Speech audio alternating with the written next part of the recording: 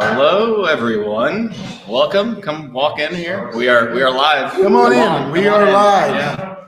Happy Thursday, everybody. Live from VMware Explore. We've got people walking in the room that we're going to be talking to. So we'll add them to the stage right now. Hey, wave our friends and audiences here. Say hi, everybody. Hello. Hello. Yeah. And folks watching live stream, I believe our audio should be good. But let us know if you have any issues. Shout out to Corby. What's going on? Good to see you.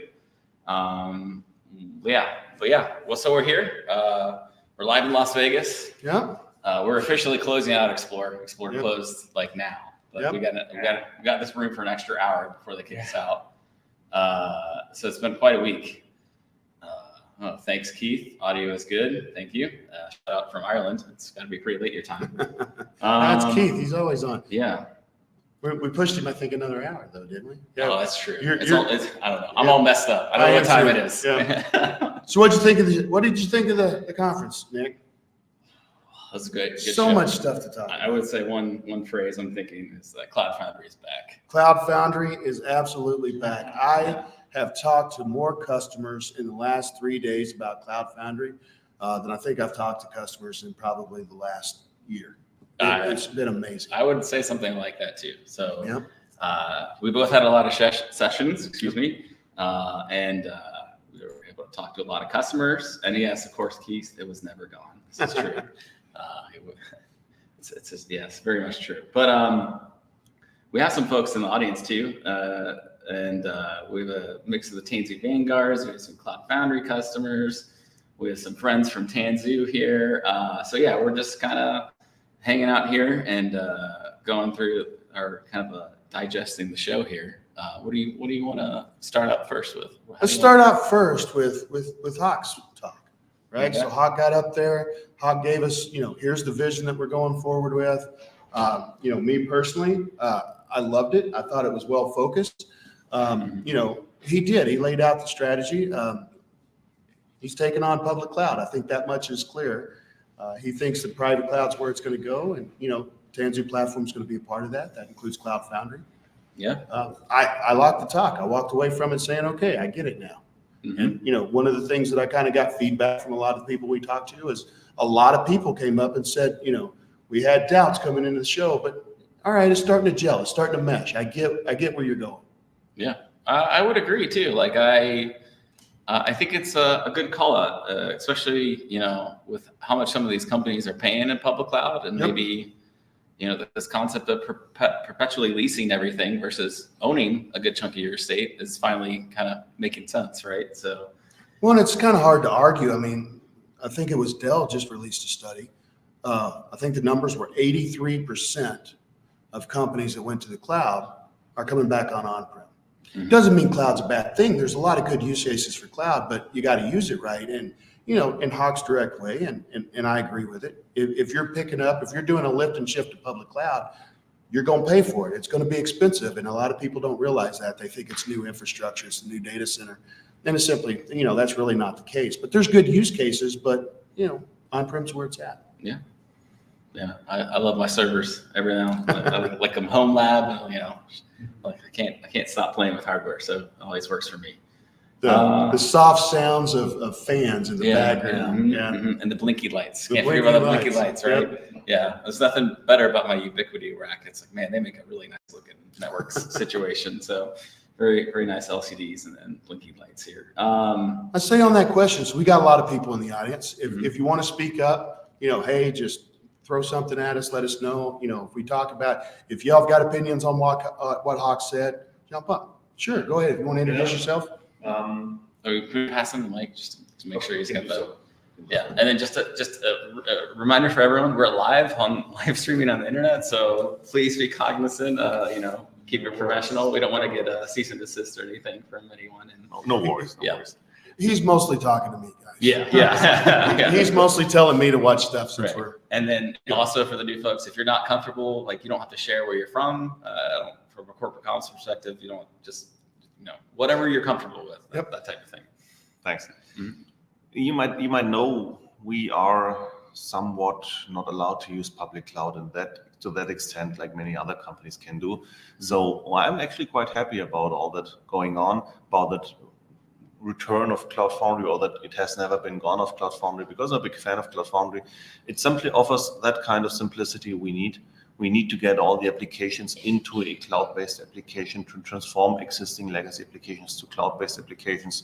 And it's also good to see a lot of progress in the field of Cloud Foundry. Like, it has always been the mission of Cloud Foundry to simplify data center operations and to simplify a data center for a developer. Mm-hmm. And it does the same job with AI currently. What I've learned about was a lot about Spring AI, the combination of Cloud Foundry and Spring AI, which makes it really easy usable to a broad audience. And that's what I think is one of the key benefits and the key takeaways from this conference, to see all these simplification processes going along. Yeah. And you gave a talk here. Yes. Sure. Yeah, it was a great talk. I think a few talks, not just one. Yeah. I know we had a talk together too. Yeah. So great to see you here. Yeah, I agree with you, man. And that's one of the things with Spring. I mean, when we look at VMware at Broadcom, Spring we own it, right? Nobody's better at it than Spring. Spring's got a good use case. We're putting a lot of effort into Spring when we start talking about Tanzu platform. Spring has always ran well on Cloud Foundry. I think it's still the best place to run it on Cloud Foundry, but we're continuing growth there as well. Awesome. Any other thoughts in the room? Yeah. Mm-hmm. Hey, y'all, I'm Russ Hanker from Dish, and I know just kind of like what Hawk was talking about, where, kind of make your own private cloud. So at Dish, we actually went through the same transitional process where we learned that, cloud it's like renting a car. It's great to rent, and, you got to give it back, but it costs a lot more money at the end of the day, just like cloud does. And, just like that, Dish, we decided, cloud was, we still definitely have cloud initiatives, but we pulled a lot of stuff out of the cloud, went private, and we built data centers and migrated stuff into regional data centers instead. And there were some big benefits too for our customers too, because now latencies are lower, connectivity is faster, throughputs are higher. So at the end of the day, I think we're serving our customers better too by having local data centers. Plus, we also have a lot more security and controls in place, when we control the entire infrastructure versus having cloud involved. So I think there's some other perks and other, just discussion points there that I think Hawk really hit on really well during the conference here. Yeah. I heard one very interesting comment from a customer that it kind of blew my mind when I thought about it. But he's like, when we think about public cloud, he said, really think about it. Public cloud is just somebody else's private cloud that they're letting other people come into, right? Mm-hmm. Why do you want to go and pay somebody else for something that you can absolutely do and pay for that scale and get some cost savings in the way that you set it up? And it was like, why didn't I think of that before? That's true. That is their data center. We're just allowed to come into it, but we can do the same things. And I think that's where Hawk's vision is why pay somebody else for something that you can do? And I think it's a good strategy. Russ? Yeah. Well, I'm a customer. I'm Konstantinos from Greece. Okay, way back. Welcome. Yeah. Long way to come to the show, man. Yeah. I was always a presenter here. I was also a presenter here. Well, we say that cloud in Greece, it's someone else's PC, just to simplify it. There is, I love this VCF and this roadmap that VCF 9 now it's going. I do have one issue about that. They have to communicate about licensing. Yeah. Okay. And I don't know how it is America, but I know the same things comes in America. But in Europe, all commands have the same issues. If you want to migrate from vSphere to VCF, although the steps are already implemented, the cost of those new attributes that you want to buy, you must buy, are very expensive for most of the, let's say, because we are middle companies there. Right. For VMware, Broadcom by VMware, sorry. So that is what I have to say. We have to push them to communicate about the licensing scheme, because I'm just about VCF and also Spring, okay? We must embrace it, but we have to be more, let's say, smooth about that and let them push that they need to change the licensing portfolio scheme just to lower the cost, and everyone can have what needs to have, Right. not only what VMware wants or Broadcom. Okay, what the customer wants. If we want to go to customers, we must go to customers and ask them. I'm not a VMware employee, but I'm telling that. Right. I'm a customer. You have to go to customers and ask them, not to have booth like that and licensing scheme. And that's all what we want to have. Gotcha. To be more flexible. Yep. Unfortunately, we're not on the infrastructure side. We're not part of the VCF team, but we do know people are listening to this. I'm sure somebody's going to take that back. You want to talk about the Tanzu platform? That's where we're probably going to be a little bit more at. Yeah. I do see what you're saying, right? But I mean, if you take a look at this from entire vision, right? Look at it from entire vision. Yeah, there's some, customers are seeing what they think are some shocking things. I would kind of submit to you, when we take a look at this, well, I don't want some of this stuff. Okay, but we're taking infrastructure almost like we did with Cloud Foundry. It's a platform, right? There's parts and pieces that we know work together. We're going to make sure they work together and they're going to work seamlessly. Or you can go out and get other stuff and it may not work, and we don't want to be blamed for that. So I think when we look at this, and again, this is just my opinion, I think Hawk's vision is to kind of bring that platform type of mentality into infrastructure. Let's make sure that we can provide all the things that we need for private cloud, and let's make sure that they work well together, instead of going out and kind of bringing in your own parts. And, on the licensing part, I don't deal with money. When it comes to that, I'm the technical guy. But I'm also a technical guy. Yeah.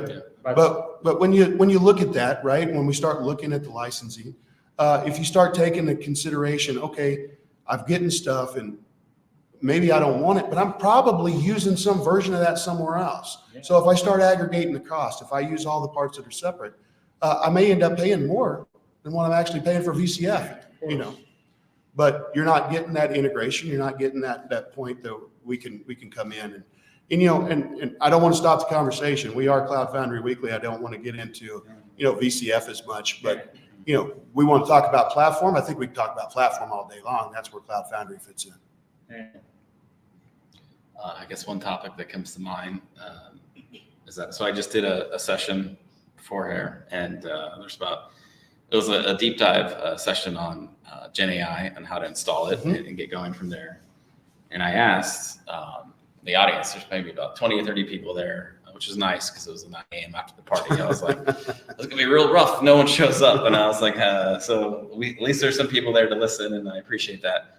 But I asked if any of them were TPCF customers or CF customers, and no one raised their hand.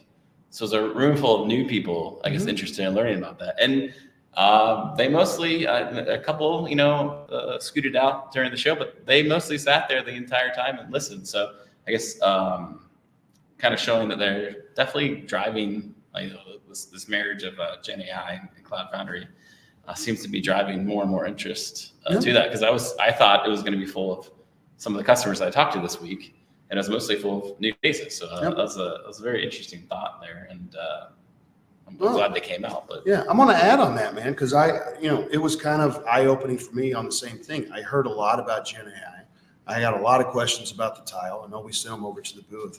Much less about the ML side of things. We thought, in my head, and I'm not going to say we, I thought that ML was going to be a big thing, but really people just want that Gen AI, right? We're looking at RAG type of applications. A lot of people that I talked to weren't really interested in trying to get in and really, train models and do all of those things. We just want a simple interface to tie into our app where we can make our app, Gen AI or, AI aware. And so that was kind of interesting to me. I mean, we did talk to some customers that were ML, but fewer than I thought that we would. Yeah, I think too with the open source models, with retrieval augmented generation and RAG, you can get them to a state where, and some prompt engineering, you get them to a state where they're effective enough, and you don't have to worry about fine tuning or the large expense of actually tuning your own or training your own LLM, which is usually cost prohibitive unless you're buying like 10,000 GPUs or whatever and building a few data centers for it. So so that's good to see that, and good to go from there. Are there any other thoughts or on the audience? Yeah, can we pass the? Hi, I'm Blanca from Costa Rica. Welcome. Now that you mentioned Gen AI, I have seen in all the conference, many people have talked about it, but I was wondering what should be the baby steps that the customer need to do, because it is a lot of topics about Gen AI, but it is not just adopt from one day to another one. So I was wondering if you have any advice about how to do those baby steps to adopt Gen AI from a customer that it is new in this world. Man, are you asking the right person? All right, so we're going to lose Nick for 15 minutes while he tells us everything we know about Gen AI. Let me pull up my slides from That's right. presentation, and we'll go from there. So baby steps, right? So you have two concepts, right? And I'm going to assume the fact that we're talking about private AI, right? We're staying within the four walls. So within the VMware landscape and the Tanzu landscape, you need to get a platform ready. So you need to be able to serve the infrastructure. So baby steps would be, if you're a Tanzu platform customer, you have access to this Gen AI and Tanzu platform service and tile. You can deploy that within the Cloud Foundry runtime. You can also use it within the Kubernetes runtime. You can use it off platform. So that's a really easy way to get started. And additionally, you could, if you are also a VMware Private AI Foundation customer, you could link those two together and use that for inferencing too, if you have that. So those are kind of easy ways to get started. They're both geared towards simplifying the AI stacks and making those easy, so you don't have to figure out how to deploy all these inference engines, wire them up, and get them deployed. And we're talking about down to the ESXi host layer of GPU, vGPU drivers, working with NVIDIA or using CPU for inferencing, that type of thing. So we've got some options there and many things. But then the next thing though, so you can provide the infrastructure, but the other part is that you have to get developers ready too.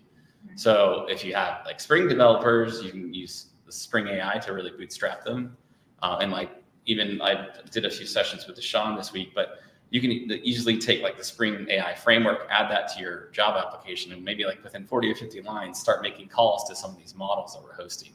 But I think really it's really you need your developers to be on the same page, because if you have the infrastructure but no one to use the infrastructure, it's just going to sit there and be idle, and you're just burning electricity running all this gear, right? So I think getting the first baby step is making a platform or something available to your developers so that they can use and use safely, right?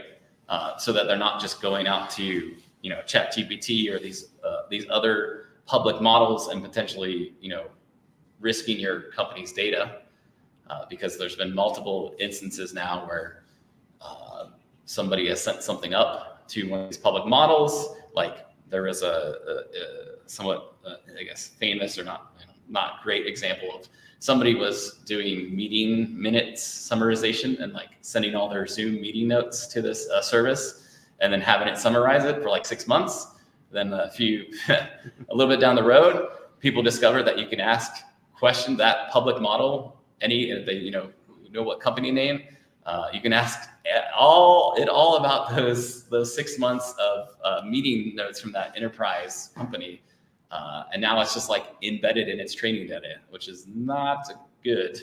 And there's other instances too, where you've got the whole famous, like, asking it how to make a pizza, and it came back and put glue. Like, how do you keep the cheese on pizza and put glue on the pizza, and that type of thing too. So those are obviously issues there where you want to make sure your developers are doing the right thing. They have the guardrails in place, that they, aren't going to go off and do something on their own and potentially break some type of enterprise policy, things of that nature.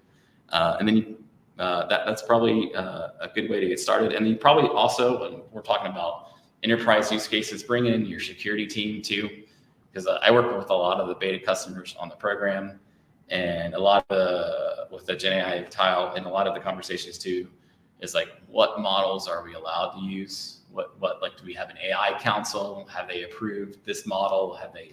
Can we use, they're concerned potentially too about models, the origin of country of the model, right? So maybe like, defense sector in the US doesn't want to use, models originating from other countries, and vice versa. So there's some of the geopolitics going on there too. So yeah, I mean, I guess to wrap that up, I kind of rambled on. You're totally right. I just like spaced out. I'm like, what happened? If I had the little hook. Yeah. Sorry for saying that these are not baby steps. You cannot have baby steps. You just have to have them. Well, let me ask a question, and you don't have to answer this. Are you a Cloud Foundry user today? Yeah.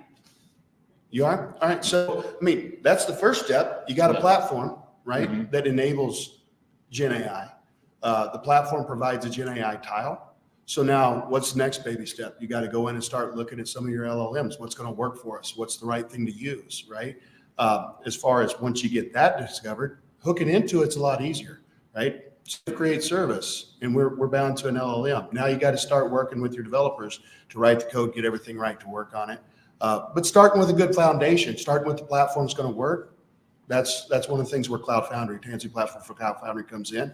We're giving you the base, we're giving you the tile, we're making it easy. But at some point you got to go do some stuff yourself, and that's where you got to start digging into what you want to do. And by the way, if I ask y'all a question, y'all don't want to answer it, the signal for knock it off, Nicky, is. Yeah. If I ask you a question you don't want to do, just give us the subtle signal, and I'll change the question. So on that note, let's talk about Tanzu platform, right? There was a lot of announcements. I mean, I'm guessing people understand what Tanzu platform is now, where it's going. Anybody that's from the audience, if you're willing to, this is something that excites me. I was a customer before I came here. The fact that we can use both runtimes, there's no longer, better together. I can have flexibility. I've got options. It includes everything. I think that's something that's unique in the industry right now when we're talking about this. But from y'all's feedback, what did y'all think about some of the announcements with Tanzu platform? What's being provided in it, and thoughts? One, like I said, went to the roadmap on it. One of the nice things they were talking about is building Docker containers, sterile Docker containers. So instead of the developers just grabbing whatever Docker container they find and using it, that now we'll be able to control, make sure the OS is an approved OS and it's updated properly and doesn't give them root by default, right? And that's something we're excited, because we have developers that really don't know much about the Docker. They'll use a container, then it comes in more than 5 gig, and then they want us to make a bigger quota for them. Right. We remind them it's a microservice. Yep. Nothing micro about 5 gigs. Right. And, getting them to go back and, saying you need to look at your Docker container, take out the stuff that you don't need for your application. Right. And a lot of, how do I do that? Right. Well, and I mean, that's a good example, right? Being able to put some guardrails to help the developers. We all know developers, if you don't kind of rein them in a little bit, or they'll go figure things out on their own, and it's not always the best thing. So not only from creating the container and putting some stuff around that, Tanzu application catalog from the OSS, being able to bring that in and having the company and be able to put some guardrails around these are the projects we want to use. Here's where we want to use the OS we want to use them on. That flexibility to go back and forth between the runtimes of Cloud Foundry and Kubernetes.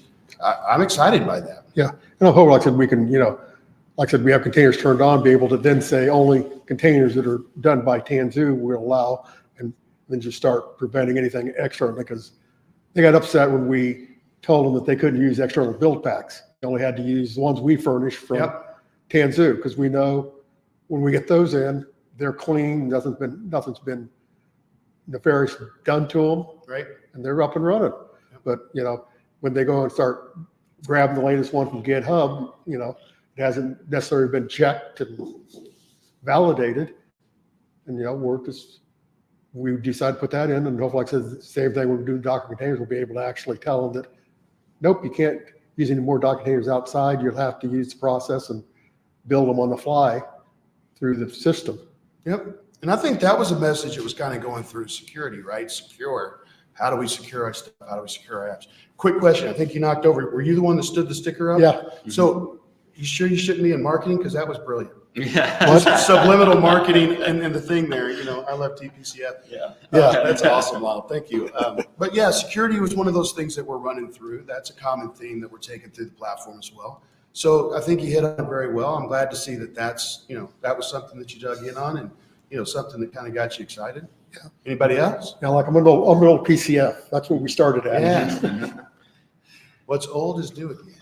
I heard one comment during the whole conference that was about the shift left. It was not a shift left, it's a shift down to the platform. So don't shift workload back to the developers, just shift it down to the platform. And what you just said about security, being able to do 80% of the security requirements within the platform so developers don't have to worry about. Right. That's one of the real benefits, I guess.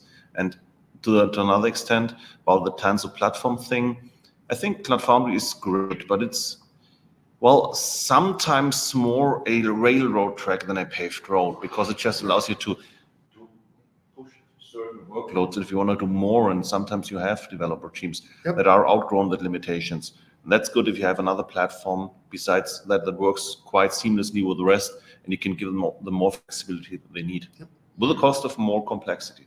Yep. Yeah, I mean, I think everybody knows there's not really bigger fanboys of Cloud Foundry than us.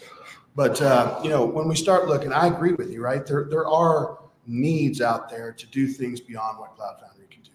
I think that, for the longest time, just being very honest, I wasn't a big Kubernetes fan because one, it was hard. It was difficult to do. It introduced a lot of things into the developer that they didn't need to do. And, I'm going to backstep on that in just a second. But now that we're starting to bring those things together, we're making Kubernetes as easy as it was on Cloud Foundry, but we're allowing some of that flexibility that they need. And you don't have to, as a customer, you don't have to make a choice. It's not just Cloud Foundry or Kubernetes. I can do both now. That's huge. But going back to kind of what you said about, taking it back down to the platform, this is something I talk about with a lot of customers, and you have to be careful with the platform in a certain way because the developers, they can, and sometimes they do get lazy, right? And Cloud Foundry being a good platform, it will just run stuff. One of the things, I think we should do a show on this. I'm a big believer in having a contract with your developers. We're going to update the platform. We've got things with the platform that we need to do. We need to upgrade, which in turn, we're going to provide all these for you, Mr. Developer. In return, you got to keep your stuff up to date, right? You got to keep your code up to date, your dependencies up to date so that we can do the upgrades and that we're not holding the whole platform. And that was one of the things when we look at like Spring coming in, Spring App Advisor, and that tie-in that's going in the platform, it makes it a lot easier on both the developers and the PEs. That integration that we're doing is to come back and say, okay, Mr. Developer, you're on a version that's out of date, or you got a version that's on CVEs. It visualizes that to everybody, and it takes away the fact that the platform will run stuff that's old and maybe shouldn't be on the platform right now. It's going to highlight that. It's going to bubble that message up, and then we're even with Spring App Advisor, we're even telling developers here it is, but we're also going to help you. We're going to automate upgrading this code for you. All you need to do is go test it, fix anything that we didn't fix, and do it.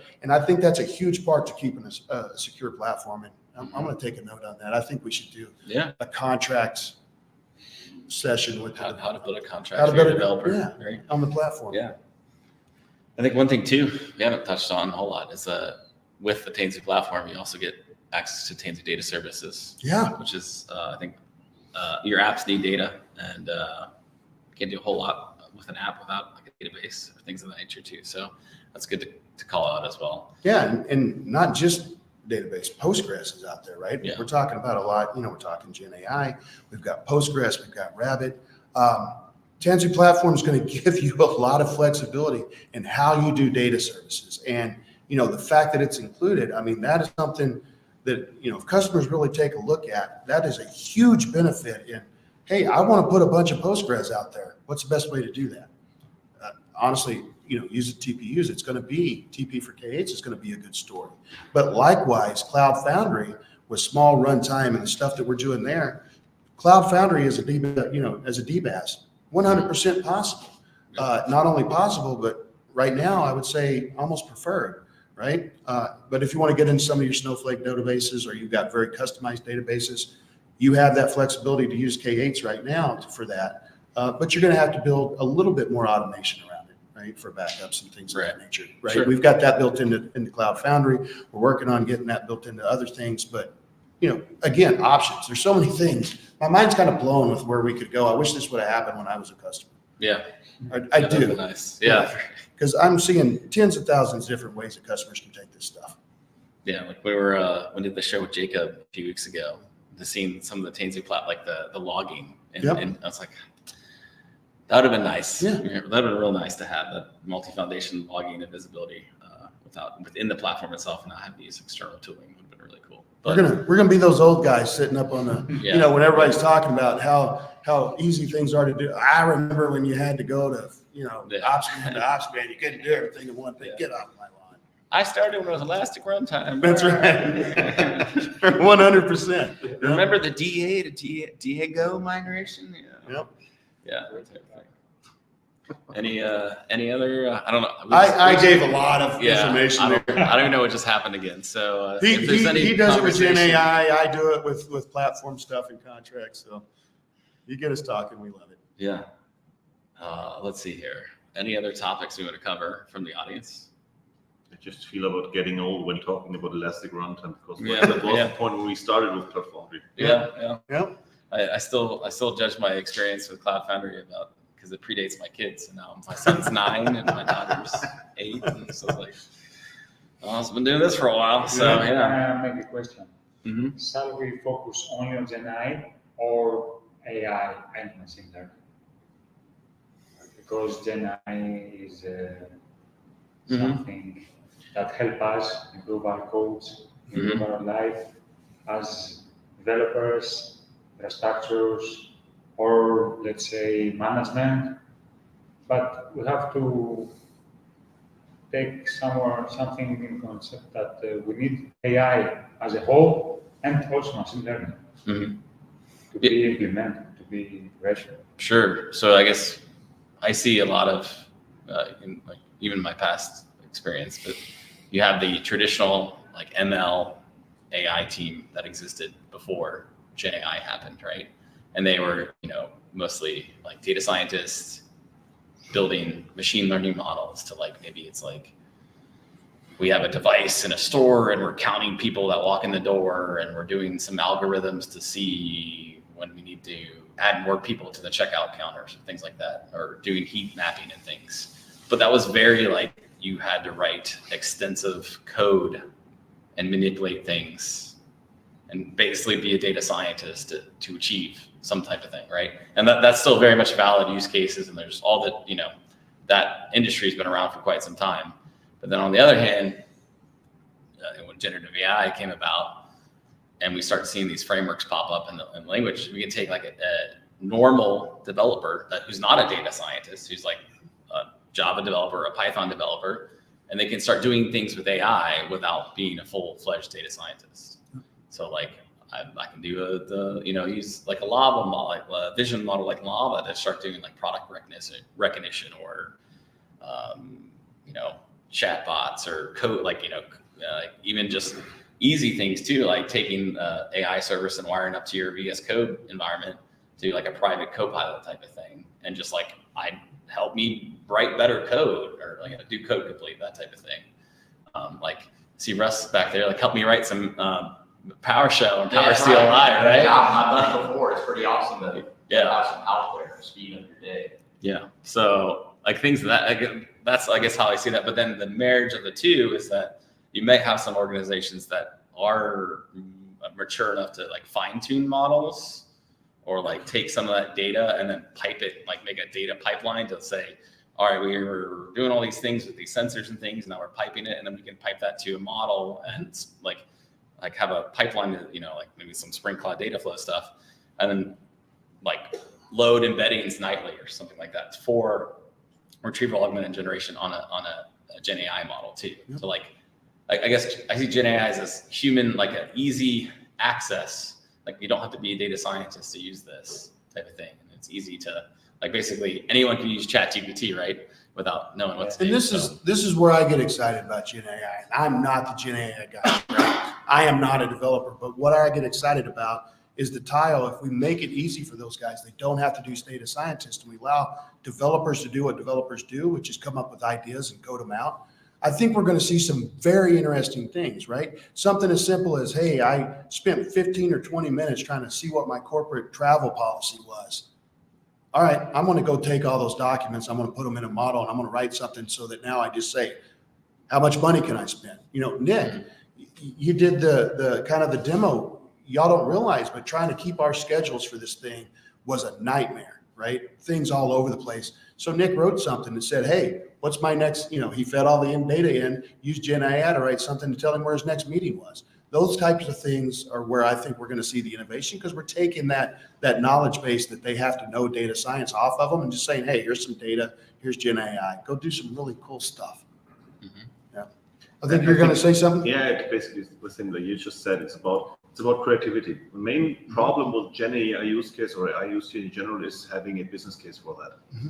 And business case means that have to be developed somewhere. And if you make the technology easy accessible to play around with, you will see business cases popping up in various cases, like ideas you may have never thought before. And that's the benefit if you open up all these Gen AI stuff to a broader audience, to say, developers, okay, I give you a tool, give me ideas what we can do with the tool. Right. And that's how to get out of that valley of the hype cycle stuff, get into productivity. Yeah, I will say go the other way with that too, right? So, if you open up the technology, you make it easier, more people are going to use it. We're going to see some really cool things come out of that. But, and again, Nick's probably going to owe me, but for the love of everything holy, guys, quit putting AI in everything, right? Yes. Whoa, everywhere I turn around, I'm seeing AI in everything. And it's like, come up with the use case, right? There are going to be really cool use cases, but don't do AI just to do AI. Solve a problem with it. And making it easy helps people solve a problem, but don't just do it because it's there. Yeah, well, that's me. Shout out to Deshaun. Oh, cool. He's here. Thanks, Deshaun, for watching. But on that note, have you seen that meme that's like, sell me this pen? And then the guy comes back, it's got AI on it. Yeah. Sold, right? Yeah. So I totally hear you there. Yep. Okay. I'm again lost in thought. Yep. It's been a long week. It has. I'm tired, but yeah. Well, we've talked about Deshaun, so let's talk some more about Deshaun. I don't know. Let's see if he yells at me. He was doing some really cool stuff. If y'all got to come by the booth. Mm-hmm. So we were looking at Spring App Advisor. He was looking at Open Rewrite, and Deshaun doing what Deshaun does. He's like, hey, I need to make this easier, right? I need to make this easier. And he was working with Concourse. He was putting Spring AI into a pipeline, and he's like, hey, all I need is a token. I'm going to go run all the repos, and I'm going to come back and I'm going to create pipelines for how we keep this up, right? So we don't, maybe I'm getting ahead of myself. With Spring AI integrated in with your CI/CD process will help you keep your apps upgraded. Deshaun's like, I need something better. So he was working with Concourse to go in, evaluate the repos, and every time I saw a repo that was Spring and that we could do something with, I'm going to automatically create a pipeline to start going through App Advisor to keep that app updated. Mm-hmm. And I thought, Lyle knows exactly what I'm talking about. So that was cool. right? And that's Deshaun, Deshaun doing Deshaun things. But as soon as he showed it to me, I'm already talking to customers when they're talking about, yeah, this sounds really cool, but it sounds difficult. Deshaun's got an answer. Yeah, and you can't see the screen, but he says loud. That's exactly what Yeah. I'm talking about. So, yeah. Yeah. I should have brought my other monitor to show the chats. So Yeah. Sorry, guys. I didn't think about that. Okay. Do you have any other topics? Do we want to take another audience? Well, I mean, what else did Yeah. y'all see that interested? Was there anything that got y'all guys excited? Was there anything, that kind of hit a little bit home and said, okay, now I get that? Maybe one thing that might be challenging for the future.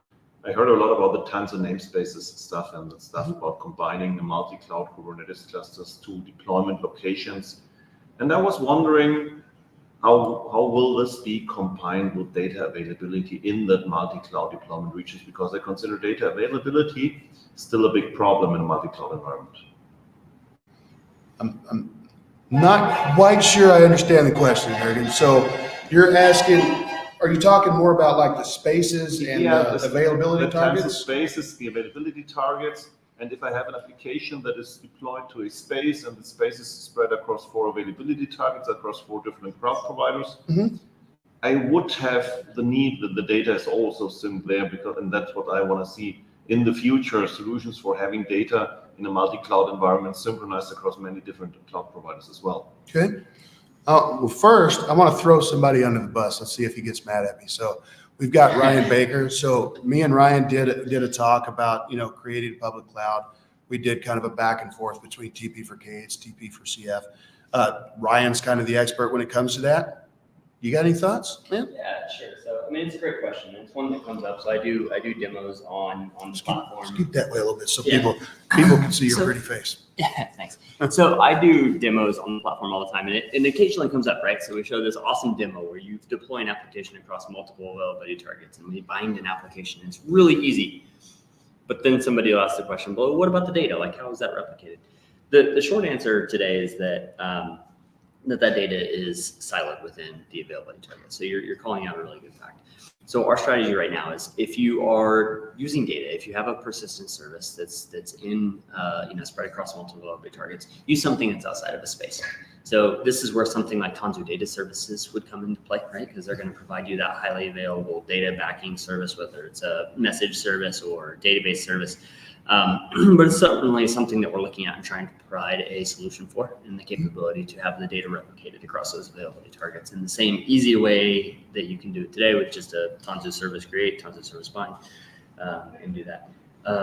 I can answer that from the Kubernetes side, which I think based off of the context is where that was coming from, but I don't know. I'll throw it back to you guys since you just threw me under the bus. So, I mean, I'm going to give you my take, and I'm actually I am going to take this from the Kubernetes side, because I think when we start talking about data, we've got the foundation, data stays in the foundation, but, we kind of got those same problems about how do we get that out and out. So when we talk about it from the Kubernetes side, I'll throw a different idea at you is, look at some of the stuff in the data suite like Gemfire, right? Keep your data in one place, or, keep your data where you replicate it across 2 places, but all the applications that you throw out there, send Gemfire with it.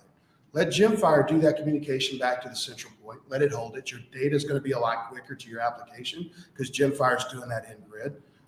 When it comes up, it's going to be replicating that back to the database. There's other benefits, right? I mean, using the Gemfire instance in the availability target, let other people use it. If they want to change the schema, we allow that in Gemfire, right? Convert the schema a little bit so it's used for the app, but have it go back to the database the way it wants to. So that would be one approach, right? That allows you to not only keep control over your data in places that make sure you got the replication there, but by putting Gemfire out there that's going to read back, it's going to cache all that data. Even if you lose the connection, I still got the latest data in Gemfire. My application is going to stay up and running. And when my connection comes back up, Gemfire is going to say, all right, I got a bunch of stuff I need to push to you. We're going to make things right. So from an architecture standpoint, that's where I'm thinking. I'm sure there's some data guys out there going, oh, but did you think about it? No, I didn't. I'm coming up with ideas on the fly here. But I think that's an idea. I mean, what do you think about that? Yeah, sure. Yep. Deshaun says active active data stores. So we're getting close to that Gemfire situation. Yep. Or Absolutely. Yep. And then, I know the data services within the CF side Been made a lot of improvements on HA and replication as well. So Yep. We got that coming in with MySQL. You know, we got Postgres coming in. I want to do a show. We'll take that note too. Mhm. I wanted, because DBAS is coming up really big. So, you know, with small footprint coming in and, you know, with Tanzu platform, the way that we've got it with the TPUs now, DB as a service on PCF is going to be something that can really be done, and I think can be done well. So maybe we do a show on that too. And maybe that's what I think what Tanzu is about, what Cloud Foundry is about, caring about such problems and finding solutions that are easy consumable. Yep. That would be my takeaway. Yep. And that's a perfect opportunity to say too, is that's the part of the reason that we made this SKU change that we've made, right? So you have Tanzu platform, you have the optionality to pick and choose. And the reason that I brought up the Tanzu data services is because that gives you the option. Like, if you're running Tanzu platform, you also have the option to use Tanzu data services. It's already in that SKU. It's Yep. part of that menu already. So it's something you have available to you. You don't have to go buy a new thing. It's there. Use it. Well, and I do want to clarify. So when we talk about the data services, we are talking about, you know, MySQL, Postgres, Rabbit, Valkey. When we start talking Greenplum, Gemfire, that is still a separate SKU, but for good reason, right? There's a lot. When we talk about Greenplum, most people know that when we talk about Gemfire can do a lot more things than what people generally use it for. But that is a separate SKU. So keep that in mind, you know, just to be open. Thank you. Yep. So he's talking Tanzu data services with my slide in front of me. But yeah, Yep, thank yep, I'm with you. I do the same thing. What else? Any more? I saw you when I said anything made you happy. I kind of saw you smile a little bit. Did you have something or? nothing made her happy. Yeah, no, you're just being too animated, Nicky, and you're making me laugh. All right. All right. And one other thing was nice to learn how you're integrating the Tanzu with Kubernetes. So you can deploy something in Kubernetes and still connect into stuff into the Cloud Foundry side of it. Yeah, and perfect, right? You can there's some really unique use cases coming up, right? Throw your app on Cloud Foundry, throw your data on Kubernetes, or vice versa. What works for you, right? Or, you know, this is one of the things which I'm honest, you know, I get excited about on TP for K8s is the spaces and the availability targets is something that excites me. That is something, you know, we can do that with Cloud Foundry, but we got to do some stuff with CI/CD pipelines to do that. This is something that's coming embedded with TP for K8s. So yeah, I can go out to 4 or 5 just different places, right? We were talking to a customer yesterday about, you know, doing some edge type things, right? How can we incorporate this with edge? Okay, well, you know, how many things I don't know, Ryan, how many availability zones can we put in a space? As many as you want. There you go. Yeah. Right? So we want to do edge deployments. There's a great way to do that. And especially when we're talking, you know, I'm not going to name the industry, but, you know, we're talking, these are things that get plugged and unplugged all the time. They're just appliances, but they got to keep them updated. And sometimes they don't have network connectivity. But when they do, they want them to phone home. This was a good use case for Kubernetes. It's a perfect use case. And when they update that code, availability targets is going to make that extremely easy, right? I'm getting excited. No, I think the question of how many you can do is challenge accepted. Yeah. I can see somebody going out there. Yeah, Yeah. I would love it. Yeah. What about That's 10,000? probably going to be me or Nick, because Yeah. we still like Cloud Foundry better. Yeah. Yep. No, I think, you know, that is one of those use cases that, you know, we were just talking about with like the edge or, you know, multi and hybrid cloud, that I think availability targets is going to be a good thing. And this is why I like where we're going with Tanzu platform, because, you know, a year ago, that's 2 different purchases, right? To do that. A year ago, if I wanted to start doing something in Kubernetes, I had to have a compelling event to come back and start buying new stuff. Now, you guys can do what you want to do, right? You can, you know, hey, we're going to move some things over here. We're going to move over here. As our business changes, we may migrate some other stuff. You've got that flexibility. And again, I'm a huge fan. You know, the more options you got, the more flexibility you got, the better use cases you're going to come up with. Wow. All right. Are you going to say something? I thought you were going to say something. Deshaun is feverish in chat about, he missed the challenge. What was it? What, did you say edge? Oh, no. That challenge didn't apply to Deshaun. Yeah. Okay, yeah. So, yeah, Deshaun, we asked how many availability targets can be put in a TP for K8 space. And Ryan said, as many as you want. How many do you want, Unless Deshaun? if your name is Deshaun. Unless your name is Deshaun, you're banned from trying that. No challenges allowed. He's going to Okay. spin up a whole bunch of Java things just to. I'm waiting for a text from Deshaun. He's gonna get us like 100 Raspberry Pis. And Yep. And just like that, Yeah. Deshaun brings down the. And I actually live not that far from Deshaun, so I'm waiting for the power in my house to go Yep. down. Deshaun's firing up the entire Yep. lab. he'll find you Yeah. for sure. Okay, so we have this room for like another 6 minutes, so we probably should wrap up soon because they are very strict here about kicking people out. So, are there any final thoughts from anyone? We're gonna close the show out with. Do you have any final thoughts, Nicky? I came into this show, I'm leaving really invigorated. I am. The customer talks we had, I feel better about, my role in all this. I'm excited. I mean, hell, I'm talking Kubernetes on Cloud Foundry Weekly. That's got to show you a little bit about how excited I I am. don't know where the show's going. I know anymore. it's just throwing it out. But I think, this is one of those things that, we live for. The chance to get in and talk to customers, the chance to figure out and, help people understand where we're going and to see the light come onto people's eyes and say, okay, we get it now. That's something worth working for. Yep, I would definitely second the just some great customer conversations, meeting new customers, and just hearing about their use cases. And I'm really excited to see where we can take that. Yeah. And Deshaun says thank you, and let's start planning for 2025. So Amen. let's do it. So I guess we got to ask one question. We got a couple minutes left. All of y'all seen the show. Do y'all know how we end this? Stairs? Anybody? Like Just stairs? seeing your show. Oh, Huh? you get a pass. Anyone else seen the show before? No? No. All right. Okay, So- sad. So, Sorry. well, I'm glad y'all are new, I'm Yeah. glad you're coming on the show now. There will be pop quizzes every Friday to make sure that y'all are keeping up with the show coming every Thursday. Mhm. But we have a friend of the show named Anbu, and he coined a phrase for us, CF push. He signed off the show, our very first show, with CF by. CF by. Just to make you happy, I'm from Greece, and I do know your show. See, I have seen Okay. some of those Thank you. episodes. and this is why you're my favorite. Yeah. Yeah. I'm from Greece. Yeah. You just probably never made it to the very end, right? Yep. Right. So, Yep, so that's how we sign depends off. on my. Yeah, that's okay. Because you have let's say, half a day difference with Yeah, yours yeah. and mine. And always catch it on YouTube though. And always go back and Or watch it. Spotify, Or, anything yeah. like that. I'm Yeah. trying So- to see it back in my office with YouTube. Yep. But always working, and so I didn't finish. Yeah. All right, so before we sign off, because we are running out of time, before we sign off, just want to tell the audience, thank you guys to Sean. You're awesome. Make sure you go and click the subscribe button. Click the bell so that you know when we're putting new shows out.